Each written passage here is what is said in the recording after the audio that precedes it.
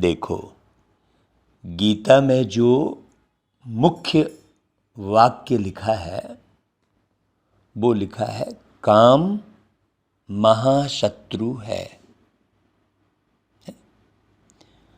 उसे अच्छी रीति समझना है, क्योंकि इसी काम वासना से सभी विकारों की उत्पत्ति होती है। काम वासना में जाकर मनुष्य का शरीर भी नष्ट होता है, आयु घटती है। भाई शरीर नष्ट होगा तो आयु घटेगी, है। बुद्धि भ्रष्ट होती है, आयु नष्ट होती है, बुद्धि भ्रष्ट होती है, तो चिड़चिड़ाहट पैदा होती है, और वही चिड़चिड़ाहट बाद में बड़े क्रोध के रूप में बदल जाती है। काम विकार से ही अभिमान की उत्पत्ति होती है, काम विकार से ही मोह की उत्पत्ति होती है, काम विकार से ही लोभ की उत्पत्ति होती है। जितने भी विकार उत्पन्न हो रहे हैं उसका मुख्य स्रोत काम है, वासना है। सभी विकारों का बाप कौन है? काम वासना। और काम वासना को ही रावण के रूप में दिखाया है ना। कामी दृष्टि की वजह से ही रावण ने ये भी नहीं देखा कि ये पराई स्त्री है। पराई स्त्री पर निगाह डाली और उसे उठाकर ले गया। ये किसके वशीभूत होकर? काम वासना। तो मुख्य रावण कौन है? काम वासना। और उसके फिर और सिर, ये सारे सिर हैं उसके, उसी से फिर ईर्ष्या उत्पन्न होती है। तो मुख्य महाशत्रु पर जीत पाना है ना भाई। उसके लिए जो मुख्य महाशत्रु पर जीत नहीं पाता है, तो बाबा जो पुरुषार्थ कराते हैं, तो छोटे छोटे पहले जो शत्रु है उनको हटाओ। एकदम से मुख्य महाशत्रु पर तो नहीं पहुंच पाएंगे। जब रावण का युद्ध दिखाया है ना भाई राम जी के साथ, तो कईयों से पहले युद्ध करना पड़ेगा, है ना भाई। तो इसलिए बाबा कहते हैं कि मोह पर जीत हासिल करना। मोह का मतलब क्या हुआ? जो मोक्ष को हर लेता है, मुक्ति नहीं देने देता, मुक्त अवस्था में जीवन नहीं जीने देता। कौन? मोह है। अच्छा, जिसके पास मोह है, अगर कोई मोह में बंधा है तो निश्चित रूप से वो, उसके अंदर काम वासना भी है ही। ऐसा नहीं है कि काम वासना खत्म हो गई, मोह बस बचा है। सूक्ष्म में है वो। क्योंकि किसी भी वस्तु में भी यदि मोह है तो उस वस्तु की कामना अंदर समाई हुई है। काम वासना के दो पार्ट हैं, एक कामना और दूसरी वासना, है ना। तो एक उम्र के बाद वासना खत्म हो जाती है, मान लो, है, क्योंकि शारीरिक शक्ति क्षीण हो जाती है, तो वासना खत्म हो गई मान लो। लेकिन सूक्ष्म में वो वासना किस रूप में परिवर्तित रहती है?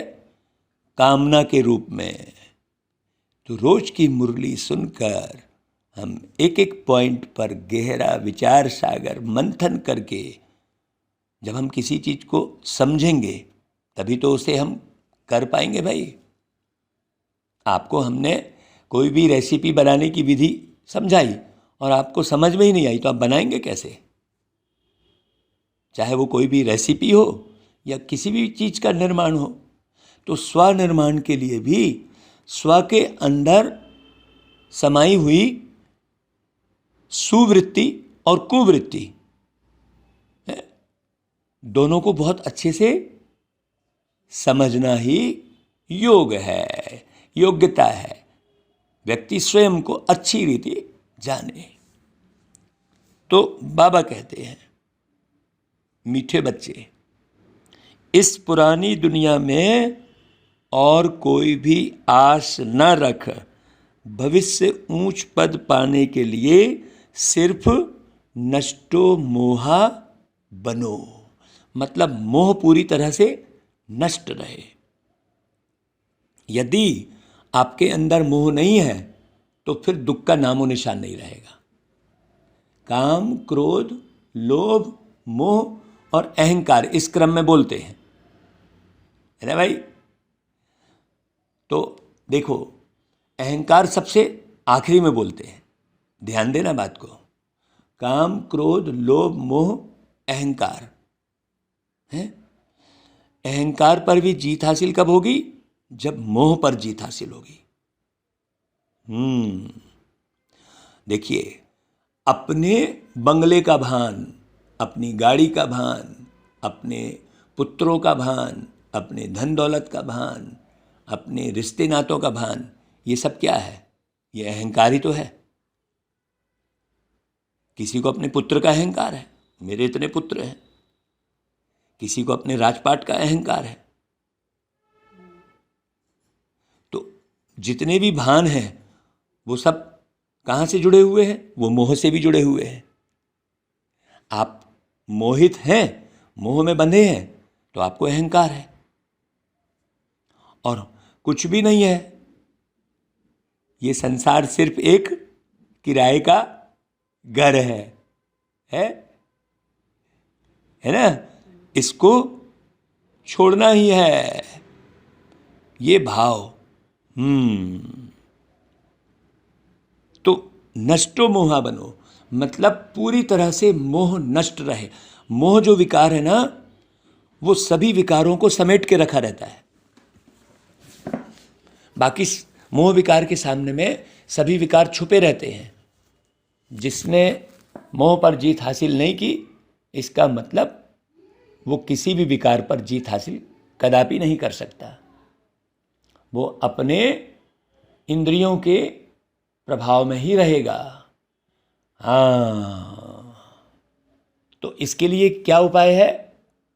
इसके लिए उपाय है कि प्यारे बाबा को याद करो और पवित्र रहो। बात वही आ गई, वासना पर जीत हासिल करने की बात। बाबा कौन सा सीधा सरल रास्ता बताते हैं, और किस बात से भगवान का ताल्लुक ही नहीं है, परमात्मा बाप का। लोग लेकिन समझ नहीं पाते, हर बात को भगवान से जोड़ देते हैं। जबकि बाबा का, परमात्मा का उससे कोई सरोकार ही नहीं है। बहुत गहरी बात है, बहुत गहरी बात। हम वही बात पहले कर रहे थे। बाप बच्चों को शांति धाम, सुख धाम चलने का सीधा रास्ता बताते हैं। क्या सीधा रास्ता है? बच्चे, बाप को अच्छी रीति याद करो और पवित्र बनो। 2 ही पॉइंट है। बाकी तुम्हारे सामने कोई भी विपदा आती है, दुख या बीमारी आती है, कोई भी तुमको नुकसान होता है, घाटा पड़ता है, कोई धोखा देता है, दिवाला मारता है, वह सब तुम्हारे अपने ही कर्मों का हिसाब है। इसमें बाप का कोई ताल्लुक नहीं। तुम उसके लिए रड़ियाँ मारो, बाबा फलाना मेरे को धोखा दे रहा है, नहीं, उसको बाबा कोई है तुम्हारा हिसाब किताब चुकतू करने नहीं बैठा है। तुम्हारा हिसाब किताब चुकतू कैसे होगा? एक ही युक्ति से होगा। कर्म बंधन से छूटने का हर एक बच्चे का अपना कार्य है, वो खुद छूटे। कैसे छूटेगा वो युक्ति बतलाते हैं बाबा। बाबा को याद करो और पवित्र बनो। ये हमारे अपने प्रैक्टिकल जीवन का अनुभव है भाई। इकट्ठे रहकर हम पवित्र रहना शुरू किए, तब से सारे बंधन, हिसाब किताब सब छूटते चले गए। बहुत साल पहले रात भर बैठ के एक गीत, बहुत लंबा गीत बना था, 3-4 पेज का, उसमें पूरे बंधन की बात आई थी। दुनिया का बंधन, देह का बंधन, तोड़ सको तो तोड़ लो, अपनी नैया को इस भव से बचा कर मोड़ सको तो मोड़ लो। ऐसा करके गीत बनाए थे, पूरा लंबा गीत बना था वो आज तक रिकॉर्ड भी नहीं हुआ है। क्यों? उसमें पूरा पुरुषार्थ है, पूरी मुरली है उस गीत में। ऐसा गीत बनवाया था बाबा ने, रात भर जगे थे, ऐसे रात जाग जाग के बाबा ने गीत बनवाए कि चलो भाई कोई गीत से समझे। कोई बच्चे किस एक कारण से सर्विस लायक नहीं बनते? कौन सा कारण हो जाता है? फैमिलियरिटी का हल्का नशा है, माया का अंदर कीड़ा लगा है, ये पता चलता है। मनुष्य की दृष्टि से, वृत्ति से, कृति से, उसके नेचर से, उसके बोल से, उसके व्यवहार से पता लगता है कि इसको माया का कीड़ा अभी अंदर लगा हुआ है। इस कारण सर्विस लायक नहीं बन सकते। काम चलाऊ सिस्टम नहीं रहना चाहिए। यहाँ चलो यार काम तो बन रहा है हमसे, नहीं, परफेक्ट बनना है, एक्यूरेट बनना है। ब्रह्मा बाबा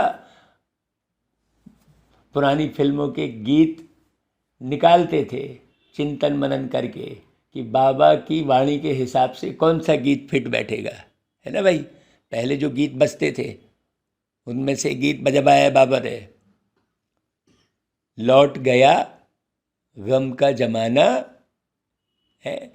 तो मैंने ये गम का जमाना अब हम बच्चों के लिए क्या हुआ भाई? गया, चला गया, और खुशी आ गई। ओम शांति। खुशी और गम दो बातें हैं। अभी तो है रावण राज्य। मनुष्य तो जानते नहीं कि रावण राज्य किसको कहा जाता है। भाई सब विषय विकार में है, और विषय विकार से ही क्या कर रहे हैं? विषय विकार से ही संसार को बढ़ाते चले जा रहे हैं, जनसंख्या बढ़ती चली जा रही है। बाप आकर बच्चों को समझाते हैं कि गम कब होता है और खुशी कब होती है ना। लौट गया गम का जमाना, वो तो खाली गीत गाए हैं, लेकिन गम का जमाना लौटता कब है और खुशियों का जमाना आता कब है? खुशियों का जमाना अलग है और गम का जमाना अलग है। अभी तो खुशियों का जमाना है ही नहीं, यहाँ तो खुशी का नामो निशान नहीं है। हाँ, हम निराकारी दुनिया में बैठे रहते हैं तो हमारे लिए गम का जमाना खत्म हो गया। बहुत गहरी बात है। इस रावण राज्य में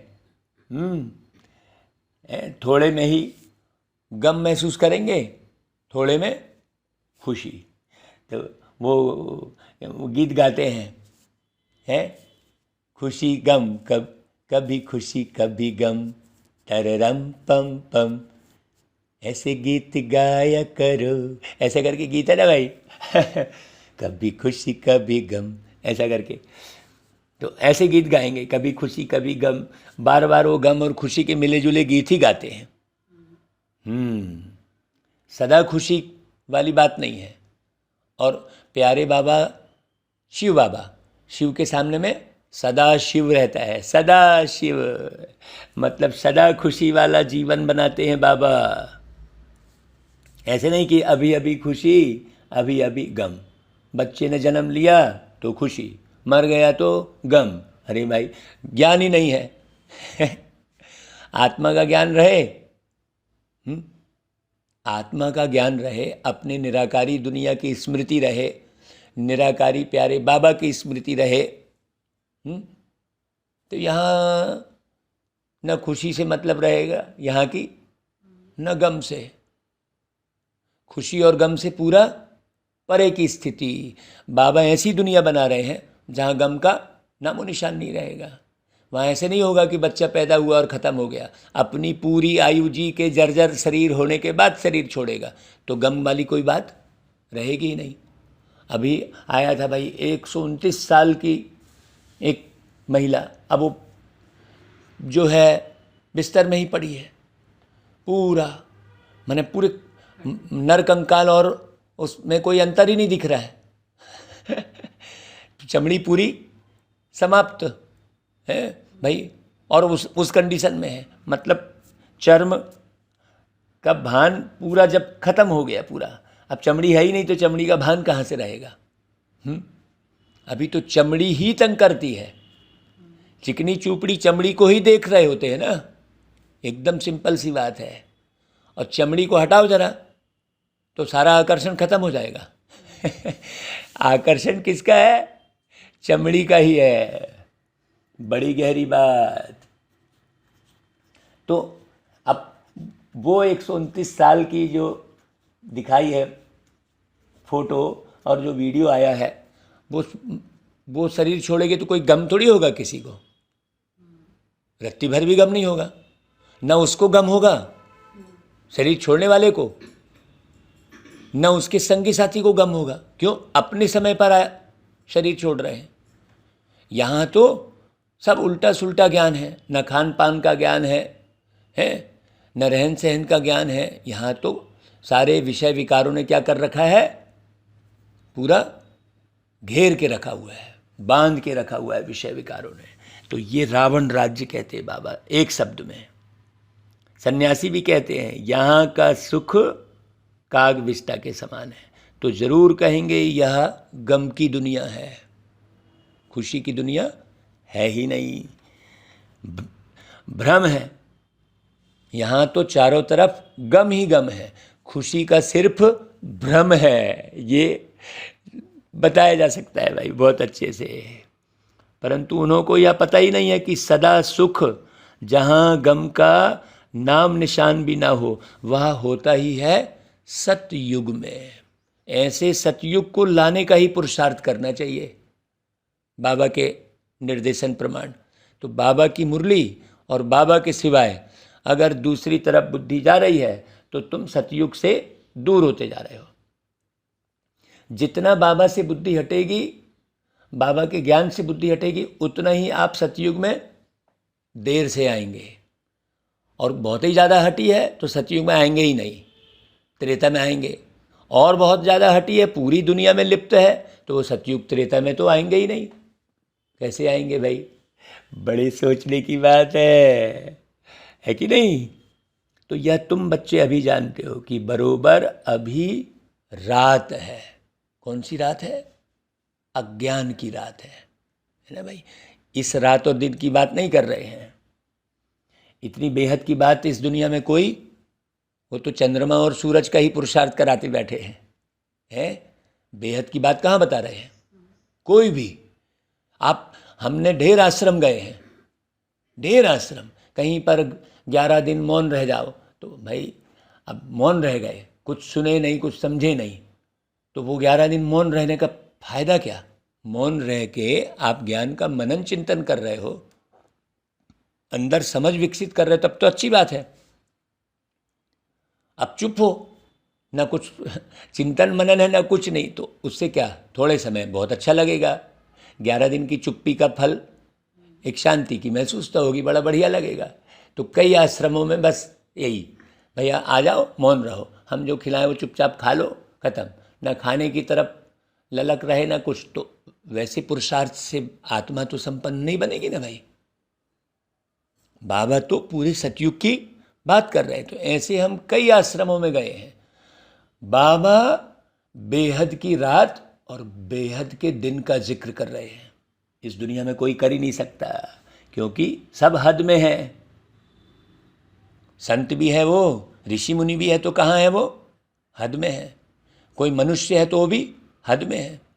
अभी तो हमने बेहद के बाबा को और बेहद के ज्ञान को समझाया है, और अभी भी हम हद नहीं छोड़ रहे हैं भाई। किसी भी स्थान की जब हद छोड़ोगे तब तो आगे बढ़ोगे, है ना भाई। मान लो आपको रायपुर से दिल्ली जाना है, तो रायपुर की हद छोड़नी पड़ेगी ना, है। दिल्ली तक जो बेहद है वो यात्रा करनी पड़ेगी, बेहद की यात्रा। यहाँ से दिल्ली दूर है कहते हैं, तो उस बेहद की यात्रा में जाना पड़ेगा ना। तो बेहद के ज्ञान को समझना पड़ेगा ना भाई, मुख्य ज्ञान है। तो इसको रावण की रात कहा जाता है। रावण के आने से भक्ति आरंभ होती है। रावण कैसे आता है? रावण मतलब कोई अलग से महल बन रहा है उसका, है। रावण के आने से फिर भक्ति आती है, मतलब काम वासना आत्मा में प्रवेश करने से फिर भटकना शुरू होता है, विकार आरंभ हो जाते हैं। अभी तुम बच्चे समझते हो कि हम सदा खुशी में रहने का अभी पुरुषार्थ कर रहे हैं। अभी खुशी में है नहीं, अभी भी बीच बीच में इतना सा भी गम आ रहा है ना भाई। बहुत गहरी बात बाप समझा रहे हैं कि बच्चे भविष्य ऊंच पद पाने का पुरुषार्थ करो, और कोई भी आस इस दुनिया में नहीं रखनी है। किसी से अच्छे व्यवहार की आस है, कोई अच्छी सामग्री पाने की आस, नाम मान शान सम्मान पाने की आस मत रखो। अपने को मजबूत बनाओ, बस सेवा करो। अपनी बाबा से बुद्धि लगाओ तो नई नई युक्तियाँ आएंगी। पूरी बुद्धि बाबा के साथ लगाओ और उनसे ही संबंध रखो, है, उनसे ही बातचीत करो। बाबा ने मुरली में कहा है, जिनका संबंध बाबा से है, बाकी किसी से मतलब न रखो। अब परखो, है, कि कौन ज्ञानी तू आत्मा है। नहीं तो ये सब करने की भी जरूरत नहीं है, सीधे सीधे बाबा में बुद्धि लगाओ। हाँ, उसी के लिए एक स्लोगन लिखा था कि भाई प्रेम सबसे, सेवा सबकी, लेकिन संबंध केवल एक बाबा से। ऐसा नहीं है प्रेम छोड़ देना है किसी से, नहीं, प्रेम तो सबसे रखना है भाई। सेवा सबकी करनी है निस्वार्थ भाव से, बाकी कोई आस नहीं रखनी है। तो बच्चों को तो यह पता ही नहीं है कि बेहद के बाप से क्या मिलता है। बहुत सारे बच्चों को पता नहीं है। बाप ही आकर बताते हैं। दुनिया यह नहीं जानती कि परमात्मा से क्या मिलता है। समझते हैं दुख सुख वही देता है, बाबा केवल सुख देते हैं, है ना भाई। बाकी लोग क्या समझते हैं कि ये दुनिया सब उसी ने रची है, दुख भी वही देता है। ऐसा क्यों भाई? बाप कहते हैं भाई मैं तो सदा सुख देने वाला हूँ और सुख देने ही आता हूँ धरती पर। तुम सिर्फ श्रीमत पर चलो, है? बाबा की मत ही श्रीमत कहलाएगी, बाकी किसी की और की मत श्रीमत नहीं कहलाएगी। हम बाबा की मुरली के आधार पर ही उदाहरण देकर समझा रहे हैं। हमारी कोई अपनी अलग से श्रीमत नहीं है ना भाई। बहुत अच्छी रीति समझना। मैं तो तुमको शांति धाम और सुख धाम का रास्ता बताने आया हूं, बाबा कहते हैं। उस रास्ते पर चलना तो तुम्हारा काम है ना भाई। और क्या झंझट सामने आता है? झंझटों में तो सारी दुनिया है। बाप कहते हैं मैं तो सीधा साधा रास्ता बताता हूँ, वह तो बहुत सहज है। बाकी जो विपदाएं झंझट आते हैं, दुख आता है, बीमारी आदि होती है, तुम देवाला मारते हो, यह सब तुम्हारे कर्मों का हिसाब है। सो हर एक को भोगना ही है, इनसे हमारा कोई ताल्लुक नहीं है। तो आप बारीकी से अपना हिसाब देखो, अलर्ट कहाँ रहो, कहीं हिसाब तो नहीं बन रहा है। एक पाई का भी हिसाब बना तो वो कई गुना रिटर्न होकर आएगा। आपने एक को भी तंग किया तो हजारों तंग करने वाले आपको मिल जाएंगे। फिर आपने एक को भी दुख दिया तो हजारों दुख देने वाले आपको मिलेंगे, ये बिल्कुल गारंटी है।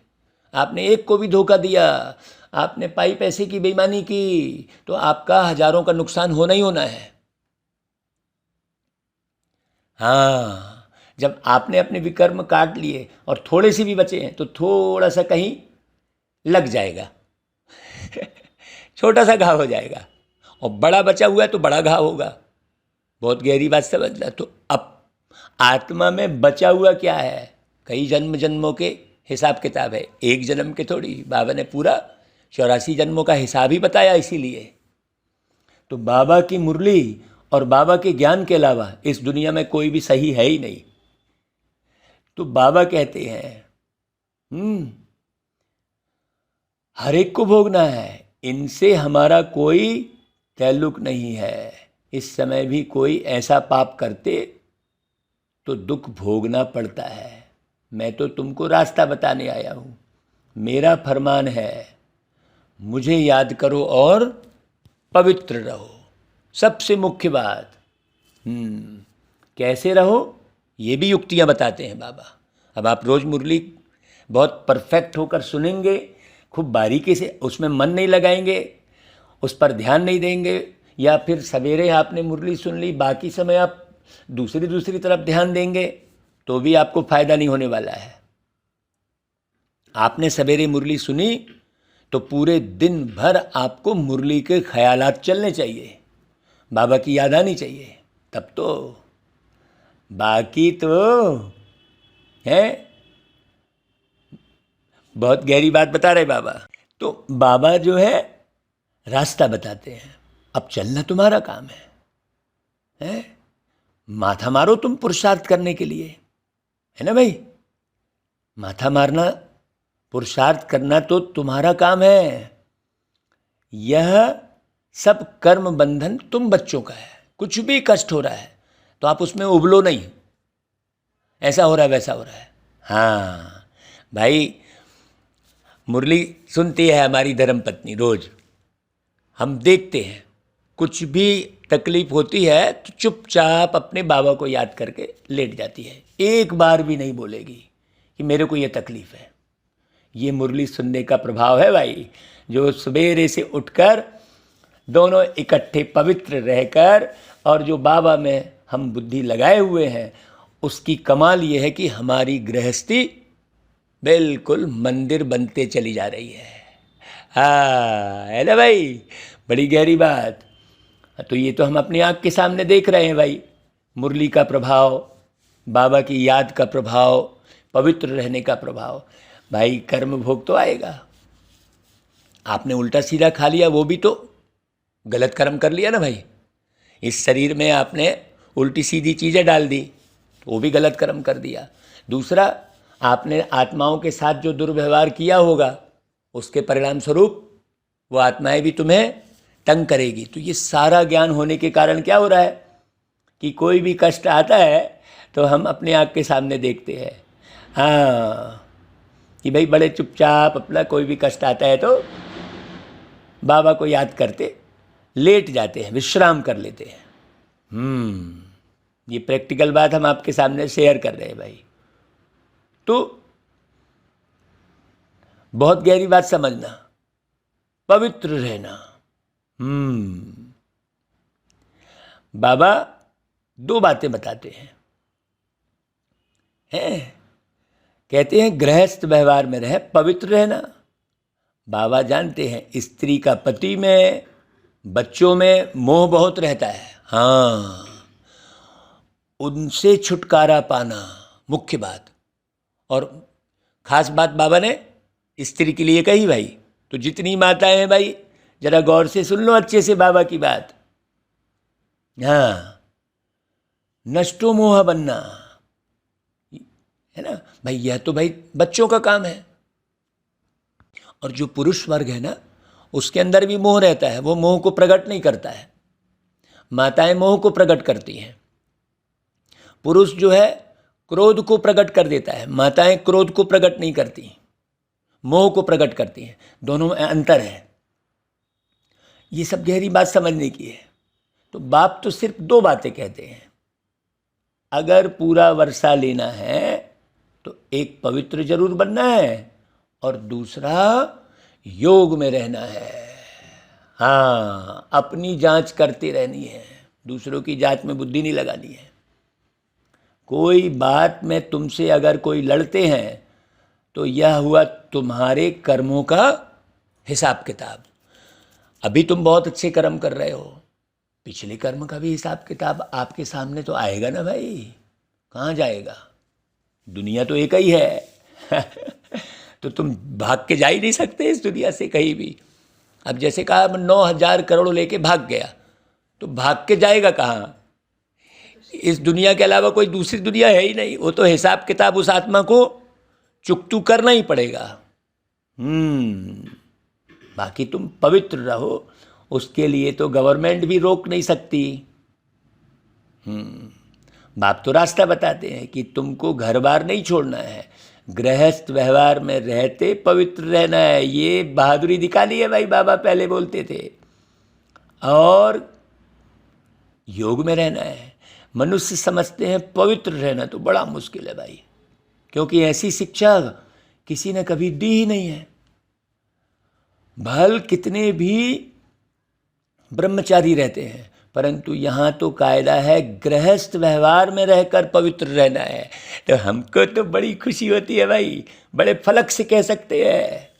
सोचो तो वास्तव में बाबा गृहस्थ संत, ओरिजिनल गृहस्थ संत कौन कहलाएंगे?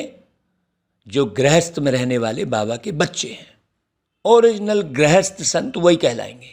राष्ट्र संत भी वही कहलाएंगे, पूरे राष्ट्र में गृहस्थ व्यवहार में रहते हुए जो संसार को तज दे मन और बुद्धि से। संत मतलब सा अर्थात संसार, उसके ऊपर बिंदी लगी है, और ता यानी तजना। हिंदी के एक एक शब्द के गहरे अर्थ हैं, बाकी और किसी भाषा में आप कोई अर्थ निकाल नहीं सकते, हिंदी ही मुख्य है। तो भाई यहाँ तो कायदा है भाई, कुमारी तो पवित्र है ही, उसके लिए तो बहुत सहज है। पुरुषार्थ तो मुख्य किसको है? गृहस्थ व्यवहार में रहने वाले को है। तो मुझे बड़ा नशा है भाई कि मुझ जैसे गृहस्थी से बाबा मुरली चलवा रहे हैं। तो कुमारी के लिए तो पवित्र ही है वो। बस इतना कहेंगे कि भाई पवित्र हो तो पवित्र ही रहो, गृहस्थ में ना जाओ। हाँ, अपनी गृहस्थी अलग से मत बनाओ, बाबा को ही पति बना लो। हाँ, अभी जो भागवत कथा करने जा रहे हैं उसमें यही लाइन लिखी है कि है जो है पति परमेश्वर, साजन शिव पिता परमात्मा और सजनी मनुष्य आत्माओं का विवाह समारोह। भागवत को हमने ये लिखा। तो सिर्फ इसमें हिम्मत चाहिए। तुम कह सकती हो कि हम भारत को स्वर्ग बनाने के लिए पवित्र रहना चाहते हैं, ये कुमारियों के लिए कह रहे बाबा। लेकिन बात समझ में आई तब तो। बहुत सारे बच्चे हमने ऐसा देखे हैं, बहुत सी कन्याएं मुरली रोज सुनने आ रही हैं, कहती मैं तो शादी जरूर करूँगी। मुझे लगता है हे भगवान, इनको पढ़ाया भी क्या किसी ने और इन्होंने पढ़ा भी कैसा है। अब हम हर जगह तो रुक सकते नहीं हैं, इसलिए भाई यूट्यूब पर मुरली सुना रहे हैं। अब मुरली सुन के ही कोई अच्छे से समझ जाए, कोई कुमारी समझ जाए तो बीड़ा उठाए, है ना भाई। निर्माण का बीड़ा तो कुमारी अच्छे से उठा सकती है। हाँ, और सब के सब ऐसे ही विवाह के बंधन में बंधेंगे, विषय विकार में फंसते चले जाएंगे, तो निर्माण कब होगा और कौन करेगा? सोचने की बात है। इसलिए बाबा गृहस्थियों पर विशेष बाबा की मदद है और आस है। हाँ, तो भाई सारी गृहस्थी, हम तो कहते हैं हमारे साथ गृहस्थी ही जुड़ो। अभी हमने एक कार्यक्रम बनाया, ओ 55 वाले चलो बचपन की ओर। हाँ, इसमें ही भारत का कल्याण है। पवित्रता का वर्षा हमको तो मिल जाएगा। यह है वर्षा लेने की बात कि आप ले कैसे रहे हो। सतयुग में थी ही पवित्र दुनिया। संगम पर जो पवित्र बनते हैं वही पवित्र दुनिया के। इसमें सारी दुनिया का तो प्रश्न ही नहीं है कि सब कैसे पवित्र बनेंगे। सीधी सी बात, जो पवित्र बनेंगे वो पवित्र दुनिया के मालिक बनेंगे। बाकी तो सबके शरीर यहाँ छूटेंगे और सब मच्छर सदृश जाएंगे। एकदम सिंपल सी बात है। अभी सबकी कयामत का समय है। अब सभी को हिसाब किताब चुकतू करके वापस जाना ही है। भाई सब तो आकर ज्ञान लेंगे नहीं, इसलिए बहुत ज़्यादा हैरान परेशान होने की ज़रूरत भी नहीं है। लेकिन सेवा तो करनी है ना भाई, अपना दायित्व तो निभाना ही है, हैरान परेशान नहीं होना है। जो सहज राजयोग सीखेंगे वह वर्षा पाएंगे। सारी दुनिया तो क्या, सारा भारत भी यह ज्ञान सुनकर धारण नहीं कर सकता है। दुनिया तो बात बहुत बड़ी बात है, धारण नहीं कर सकता। बाकी कोई झगड़ा है वह तो तुम बच्चों को मिटाना है योग बल से। मार उन्हें खानी पड़ती है जिन्हों का कुछ ममत्व है। नष्टो मोह नहीं बने हैं, वह ताकत नहीं है। बाबा के पास समाचार आया कि एक गोपिका ने बहुत आंसू बहाए। भाई इसमें रोने से क्या होगा। बाप ने युक्तियाँ तो बहुत बताई हैं। पति को बोलो हम पवित्र रहना चाहती हैं और बाकी सब सर्विस करने के लिए तैयार हैं। युक्ति से अपने को छुड़ा सकती हैं, परंतु पहले अपने दिल का ममत्व टूटना चाहिए। हाँ, और जिस घर में पति ज्ञान में चल रहा है तो उसकी तो बल्ले बल्ले है भाई, है। तो माताओं का पति और बच्चों में बहुत मोह रहता है, फिर कहती हैं कोई छुड़ावे, परंतु इसमें चिल्लाने की व रोने की तो कोई दरकार ही नहीं है। यह तो समझ की बात है। समझो कोई अच्छे आदमी की स्त्री है, बच्चे भी फर्स्ट क्लास हैं, बाबा तो कहेंगे गृहस्थ व्यवहार में रहकर पवित्र रहकर दिखाओ इस अंतिम जन्म के लिए। तो पति को समझाकर वश में करना पड़े, नहीं तो फिर जवाब देना पड़े। परंतु जब नष्टो मोहा बन सके तब ना। कोई चाहे तो 1 सेकंड में नष्टो मोहा हो जाए, नहीं तो जीवन भर भी न हो सके। हाँ, बहुत गहरी बात है ये, बहुत गहरी बात, समझने की बात है। कई तो कितना भी समझाओ माथा मारो तो समझते ही नहीं है। बहुतों को छोड़ने के बाद भी ममत्व तो नहीं मिटता, फिर रग जाती रहती है अंदर से। इससे मिलूं, उससे बात करूं, उसके पास जाऊं, उसको बुलाऊं। हाँ, वो अपने ही रिश्ते नाते ढूंढेंगे फिर वह अवस्था नहीं रहती है। बाबा मुरली एकदम स्पष्ट कर रहे हैं, अवस्था फिर नहीं रहती है। जब अवस्था ही नहीं रहेगी तो व्यवस्था कैसे होगी बढ़िया। इसलिए बाप कहते हैं पहले नष्टो मोहा हो जाओ। बाकी सिर्फ कर्म कूटते रहेंगे तो बाप क्या करेंगे। आप कूटते रहो, फिर कर्म मिलते रहो। जितना आप मिलते रहोगे उतना ही कर्म बंधन बनते चले जाएंगे। कुछ ना कुछ झगड़ा अंदर में रहेगा। सबके लिए रास्ता एक ही है, पवित्र जरूर बनना है। मोह विकार भी है तो वो अपवित्रता कहलाएगी। अगर पवित्र नहीं रहने देते तो अपने पांव पर खड़ी हो कोई ना कोई सर्विस में लग जाओ। हाँ, है ना भाई, दबाव नहीं रहेगा। यहाँ तो साफ दिल चाहिए। ऐसे नहीं घर छोड़कर आए फिर ब्राह्मण कुल में रह करके कोई ना कोई से फैमिलियरिटी में है, तो वही बात हो गई। फिर आसमान से टपके खजूर में अटके वाली बात हो जाएगी। भाई वहाँ भी छोड़ के आ गए और यहाँ भी फैमिलियरिटी में फंसी रहे। ऐसे भी बहुत हैं जिनको फैमिलियरिटी का हल्का नशा रहता है, एक ग्रुप बना लेंगे अपना, एक लॉबी खड़ी कर लेते हैं, बहुत डिस्टर्ब करते हैं वो, बहुत सारी ऐसी लॉबी चल रही है, वो लॉबी बहुत परेशान करती है भाई। बहुत गहरी बात बोल रहे हैं बाबा। तो उन्हों की अवस्था नहीं चढ़ती, फिर सर्विस लायक नहीं बनते, क्योंकि अंदर कीड़ा लगा हुआ है, माया छोड़ती नहीं है। लिखते हैं बाबा बहुत माया के तूफान लगते हैं, तो जरूर हल्का नशा आता होगा ना भाई। यहाँ तो माया का नामो निशान नहीं रह गया। बड़ी गहरी बात। केवल बाबा की सेवा के लिए ही जोश आता है हमको। हाँ, बाकी तो बाबा ऐसे परीक्षाएं ले लेकर और इतना मजबूत बना दिए बाबा ने। शुक्रिया बाबा। बहुत गहरी बात बोल रहे हैं बाबा। यहाँ कमल फूल के समान रहना है, मुरझाने की बात ही नहीं है। सबको अपना अपना कर्म बंधन है, तो दवाई भी अपनी अपनी है। बाबा की मुरली में सबके लिए दवाई है, अलग अलग है। आप अपनी ताकत, अपनी स्थिति के हिसाब से वो दवाई उठाओ। हाँ, किसी की दवाई को तुम क्यों ले रहे हो? सबके लिए अलग अलग दवाई बाबा देते हैं।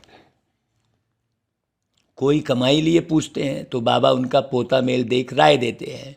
कई हैं जिनका धंधा ऐसा है कि पाप करने बगैर शरीर निर्वाह चल ही नहीं सकता, झूठ बोलना ही पड़ता है कहीं ना कहीं, तो बाबा उनके लिए अलग राय देते हैं। नहीं तो आदमी कसम कसम हो जाए, अरे अब करें क्या, है ना। आजकल समय ही ऐसा हो गया है, कोई पास बहुत पैसे हैं तो पाप करने की दरकार ही नहीं है फिर, है भाई। उस पैसे से ही आप चलाओ अपने घर को। कई बार हम सोचते हैं कि भाई धन कमाने की अब आवश्यकता क्या है, ऐसा लगता है भाई हमारे को ना तो खाने पीने का खर्चा है कहीं बाहर, ना घूमने फिरने का है, ना पिक्चर देखने का है, ना कोई शौक है, तो फिर हमारे पास खर्चा क्या बचा? तो फिर हम सिर्फ बाबा की ही सेवा करें ना भाई। ये तो हम करते हैं भाई। बड़ा आनंद है भाई बाबा की मुरली में, और आनंद ही नहीं है, कमाई है खूब। तो यहाँ तो भाई कमल फूल समान रहना है। बाबा कहते हैं शांत में बैठ योग की कमाई करो, परंतु काम करने से पहले राय लेनी होती है। ऐसे नहीं काम करने के बाद बोले इस बात में फंस गया हूँ क्या करूँ, ऐसा थोड़ी है भाई। पहले राय ले लो ना भाई। बाबा समझाते रहते हैं अगर धन बहुत है तो शांत में बैठ बाबा से वर्षा लो, धंधे धोरी का झंझट छोड़ो। किसको बोल रहे हैं? अब किसके पास धन नहीं है वो भी छोड़ देगा तो गलत हो जाएगा ना भाई। बाबा किसको बोल रहे हैं यहाँ पर? जिसके पास अपार धन है। कदम कदम पर श्रीमत पर चलना जरूरी है, आपस में बहुत मीठा रहना है, नहीं तो बाप दादा का नाम बदनाम करेंगे। तो बाप दादा व सदगुरु की निंदा कराने वाले ऊंच ठौर नहीं पाएंगे। अपने हाथ में लॉ नहीं उठाना चाहिए, नहीं तो सब कहेंगे ईश्वरी कुल के भी ऐसे बच्चे होते हैं क्या। बाप कहते हैं किसको दुख मत दो, लॉ नहीं उठाना मतलब। हाँ भाई, बाबा का स्नेह नहीं बांटना ऐसा थोड़ी है। बाबा का स्नेह तो तुम सबको बांटो, बाबा का ज्ञान भी सबको बांटो, है ना। लॉ नहीं उठाना मतलब आप नियम कानून है बताकर किसी को भी अपना मुखिया बन के काम कर रहे हो, नहीं, आप सर्वेंट बन के काम करते रहो, मुखिया बाबा है। हाँ, बहुत गहरी बात करते हैं बाबा। तो सवेरे उठ बाबा को याद करो, बाबा आप कितने मीठे हो, आप हमको राजाओं का राजा स्वर्ग का मालिक बनाते हो बाबा। तो ऐसी बातें कौन करेगा जो वैसा पुरुषार्थ करेगा, है? बाबा से कहेगा भाई हम आपकी श्रीमत पर बाबा जरूर चलेंगे, हम आसुरी मत पर नहीं चलेंगे। बाप को याद नहीं करते हैं तो बाप समझ जाते हैं इनके अजुन पुराने आसुरी संस्कार छुपे बैठे हैं। बाबा को याद नहीं कर रहे, मन नहीं लग रहा है बाबा की याद में, तो या क्या स्वर्ग का राज्य भाग लेंगे, ऐसा बाबा चुपचाप समझ जाते हैं। अपनी चलन तो देखो भाई, नहीं तो तुम बच्चों जैसा तकदीरवान दुनिया भर में कोई नहीं है। हाँ, तो बाप तो कहेंगे सगे बच्चे बनो, ऐसी चलन दिखाओ जो बाप भी खुश हो। बाप को बच्चों का बहुत ख्याल रहता है कि कैसे करके बच्चों को दुख से छुड़ाए, ऊंच पद प्राप्त करावे। इसलिए बाबा मुरली में मेहनत करते हैं। बाबा समझाते हैं, दिन में भल गोरख धंधा करो, परंतु ब्रह्म मुहूर्त में उठ बाबा से मीठी मीठी बातें तो करो भाई, करनी चाहिए ना। बाबा आपने तो कमाल किया है, 21 जन्मों के लिए स्वर्ग की बादशाही तो आप देते हो, हम तो आप पर बलिहार जाऊं। तो बलिहार जाना है, सिर्फ कहना नहीं है। हाँ, सुबेरे उठते ही बाबा की याद, कशिश भरी याद आनी चाहिए, मुरली की कशिश होनी चाहिए। जल्दी उठ के मुरली सुन लूँ, बाबा आज बाबा ने क्या कहा, मीठे बाबा आज कौन सी धारणा कराने पर जोर दे रहे हैं।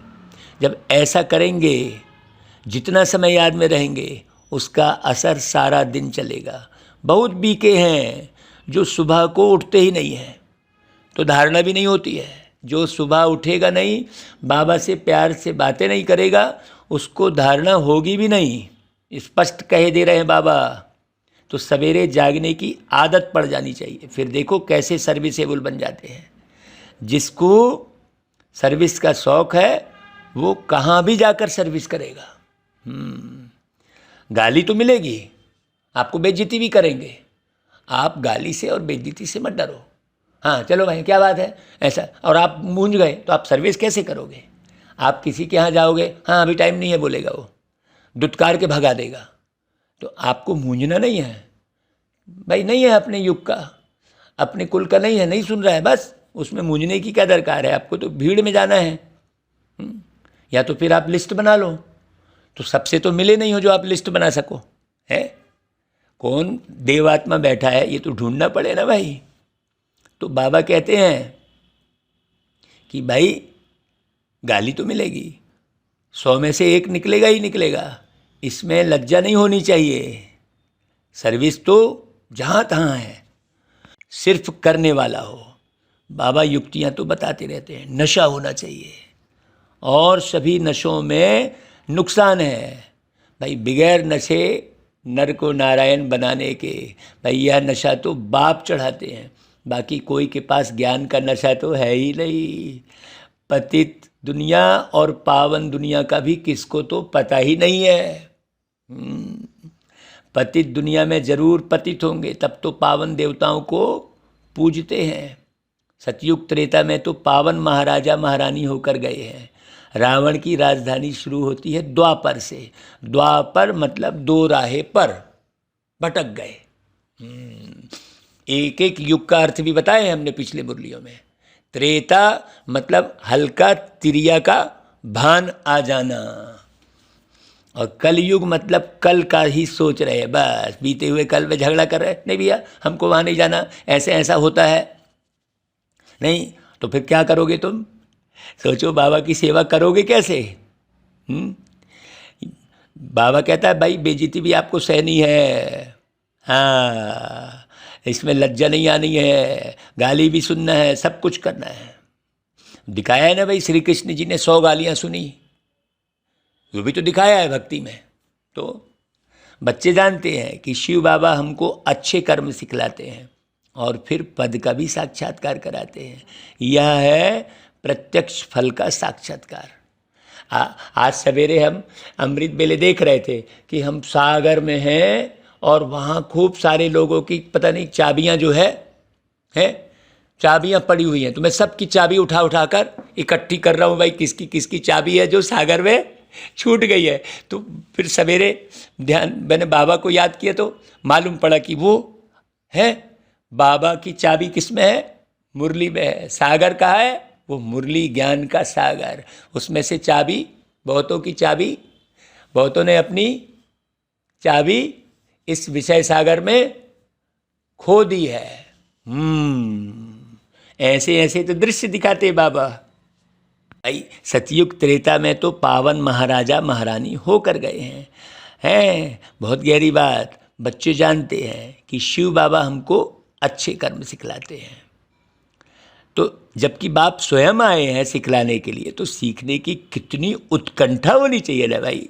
लेकिन कर्म बंधन है ऐसा सिर्फ कहते रहना नहीं, इसको ही कमजोरी कहा जाता है। क्या करूं ये वो नहीं, ये सब कुछ मत सुनाओ। चुपचाप बाबा की मुरली पढ़ो, बाबा को याद करो। दुनिया भर का सुनाने की जरूरत नहीं है। कर्म बंधन तो ढेर रहेंगे। हाँ, 84 जन्म की कहानी सुनाई छे बाबा ने। आपको सिर्फ सेवा करनी है, मर मिटना है। कर्म बंधन से छूटने की युक्तियाँ भी तो बाबा बतलाते रहते हैं, परंतु ऐसी राय पक्के को ही दे सकते हैं, किसी कच्चे को नहीं। हाँ, कई बांधेलियाँ भी पुरुषार्थ कर ज्ञान योग बल से पति को वश करके उनको ले आती हैं। मार भी बहुत खाती हैं। कहा जाता है ना, धरत पड़िए धर्म न छोड़िए। तो यह भी प्रतिज्ञा की जाती है और उस पर कायम रहना चाहिए। केवल प्रतिज्ञा बस कर लिए नहीं, कायम ही नहीं है। मैंने प्रतिज्ञा कई बार कर ली, अब मैं ये नहीं करूँगा, और करते चले जा रहे हैं। वो तो रटंत तोता हो गया भाई। अमल करना चाहिए। माया बड़ी प्रबल है, उन पर विजय पानी है। पूरा पुरुषार्थ करना है। ऐसे नहीं कि स्वर्ग में क्या भी पद पाले। काहे का फिर मतलब, बाबा मिला है तो फिर सोचो, पुरुषार्थ ऊंच बनने का करना चाहिए। अच्छा भाई, मीठे मीठे सिकी लधे बच्चों प्रति माता पिता बाप दादा का याद प्यार, गुड मॉर्निंग और नमस्ते। हम बच्चों के भी प्यारे बाबा को याद प्यार, गुड मॉर्निंग और नमस्ते। पहली पॉइंट धारणा की, अपने हाथ में लॉ नहीं उठाना है, सोचना भी नहीं है हाँ कि किसी के पीछे पड़ूं, नहीं। आपस में बहुत बहुत मीठा रहना है, किसी को भी दुख नहीं देना है। ब्रह्म मुहूर्त में उठ बाप से मीठी मीठी बातें करनी है। भाई बातें वही करेगा जो सारा दिन बाबा की स्मृति में रहेगा, वही अमृत बेले उठ पाएगा। और जो इधर उधर बुद्धि लटकाता रहेगा वो कभी भी सवेरे नहीं उठ पाएगा। इसलिए सारे दिन का पुरुषार्थ है। इसलिए बाबा ने सेकंड पॉइंट बोली कि सेकंड में नष्टो मोहा बनना है। हाँ, पवित्र रहने की युक्ति निकालनी है, हिम्मत रखनी है, ज्ञान योग बल से हिसाब किताब चुकतू करने हैं। अच्छा भाई, वरदान, सेवा के क्षेत्र में स्वसेवा और सर्व की सेवा का बैलेंस रखने वाले मायाजीत भाव। ऐसा नहीं सेवा में हम ऐसे उलझ गए कि स्वयं की स्थिति का भी ध्यान नहीं है। नहीं, सर्व की सेवा के साथ साथ पहले स्वसेवा आवश्यक है। इसलिए देखो, सवेरे बता रहे थे ना कि स्व परिवर्तन, स्व अवलोकन, स्वनिर्माण, स्वदर्शन, स्वचिंतन, ऐसे स्व का पुरुषार्थ। इसी स्व में स्वर्ग समाया हुआ है। तो ये बैलेंस सदा स्व में और सेवा में उन्नति को प्राप्त कराता है। इसलिए सेवा के क्षेत्र में भाग दौड़ करते दोनों बातों का बैलेंस रखो तो मायाजीत बन जाएंगे। बैलेंस रखने से कमाल होती है, नहीं तो सेवा में बाह्य मुक्ता के कारण कमाल के बजाय फिर धमाल होना शुरू हो जाती है भाई। अपने व दूसरों के भाव स्वभाव की धमाल में आ जाते हो। सेवा की भाग दौड़ में माया बुद्धि की भाग दौड़ करा देती है। बहुत अच्छी रीति समझना, बारीक बातें हैं सब। अच्छा भाई, स्लोगन, अपनी विशेषताओं के बीज को सर्वशक्तियों के जल से सींचकर उन्हें फलदायक बनाओ। हाँ, सभी शक्तियों का चिंतन मनन करो। कौन कौन सी शक्ति मेरे पास अभी नहीं आई है और कितने परसेंटेज में आई है, कितने परसेंट मैं सहन कर पा रहा हूँ, कितने परसेंट मैं सामना कर पा रहा हूँ, कितने परसेंट मैं सहयोग दे पा रहा हूँ, कितने परसेंट, ये परसेंटेज की जांच करो। हाँ, शक्तियों की बाबा ने जो अष्ट शक्तियाँ बताई प्रारंभिक कोर्स में, बाकी तो अव्यक्त वाणियों में बाबा ने बहुत सारी शक्तियों का वर्णन किया है, तो आप अव्यक्तवाणी खूब पढ़ो। अच्छा भाई, ओम शांति।